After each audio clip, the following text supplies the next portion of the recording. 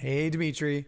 So, let's see here. So we're talking about the space rip version that we've got in Engine. So let me just show you what we got. So, by the way, you forgot to check in the transition bit, and they were at the wrong size resolution. So I fixed those. I'll check those in for you tonight. Okay, so here we go. We got this hint. So I think first off, one of the things we need is we need more frames. So this thing needs to be eight frames or 16 frames. Uh, could be even more. I would even sacrifice a little resolution to get more frames. We're going to be looking at this probably at least 8 times a level. So we definitely need to make sure we have the kind of animation fidelity. So and I think that'll be awesome. I think aesthetically we're getting there. So okay, and then here you go. Check this out. Kill the enemy. Boop. And you can see I just put some awful stuff on top of the preview, or sorry, the transition. Okay, so now that I'll leave this in the test lab sandbox, it's right at the beginning here. The short version of this is so I think what we need to do is in addition to the 8 frames for both the transition and the hint, I think what we should do is I think the hint itself can be we can probably scale this thing down, make it a little bit smaller.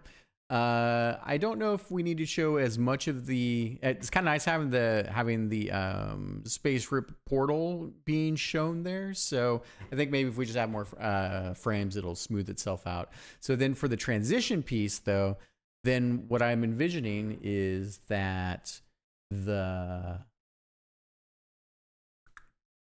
doing it live. That essentially this thing rips open, something like this. So and it expands, right? And then it transitions, and that's where then the space rip field portal comes through. So you can see that here. So I've got pretty much the rough timing there, and we'll adjust it from there. But I think those are the two main things. But now the good news is that you have the version in Engine. So the other thing here is, since you will probably want to test this as well, is if you what I have done everything is I basically added this as a particle into the system, and so you can see here, like I've just got basically here it spawns one time,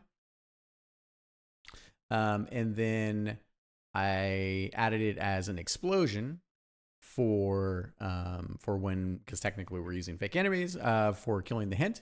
So, and that's how we can kind of get that really nice timing. And then after that, we manually spawn the intro for the space rip field generator. Yeah. So, otherwise, I'm liking, I think, the animation for the space rip field generator. So that's pretty cool in itself. It'll be fun, I think, to really bang this thing out.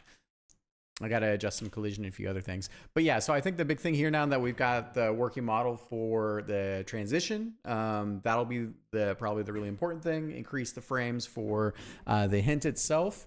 And then as a reminder, one of the things that I'm going to do, I may as well just do this as well, is my intention here is that on the hint itself, and then we'll need to optimize our sprite sheet and all that good stuff that we would normally do, but this gets us there for now. I'm thinking something probably like this.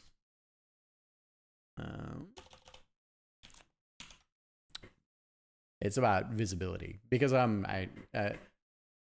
it's supposed to be oh, wait, let me think about this. Is that right? That is correct. Yeah, okay, so the hint, yeah. So the hints. Oh, hang on. Let me have a think about this. Yeah, okay. I had to think about it. Yeah, so we won't have hint everywhere. I'll probably do the same thing we did with Interstellar 1, where I'm suggesting to the player that, hey, there's a hint about this thing here, because again, the thing you need to do is kill all the enemies that are related to this, and that will then change the hint into the space rip generator. and then Patish. Yeah. Okay, cool. Yeah, okay. Cool. Yeah, so I like where we're at. And I think we're gonna do some more polishing here, and I think it will be super cool. All right, thank you. Bye.